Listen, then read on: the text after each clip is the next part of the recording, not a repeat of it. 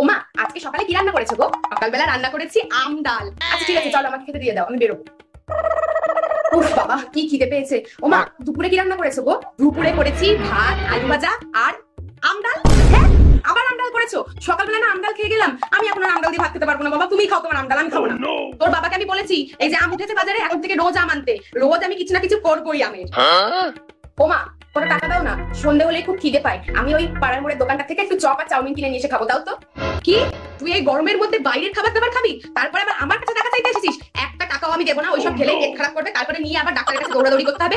তার থেকে বরং একটা কাজ কর, ওই যে দুপুরের আমডাল ছিল না, ওই দিয়ে মুড়ি দিয়ে মেখে খা, দেখবি কি ভালো লাগে। না না না, আমডাল দিয়ে মুড়ি দিয়ে কেউ খায়? আমি খাবো না। তুমি সারাদিন খালি আমডাল আমডাল আমডাল করে যাচ্ছ কেন? আমি আবার স্বপ্নের মধ্যে আমডাল দেখবো, তাই তো খেতে হবে না, যা।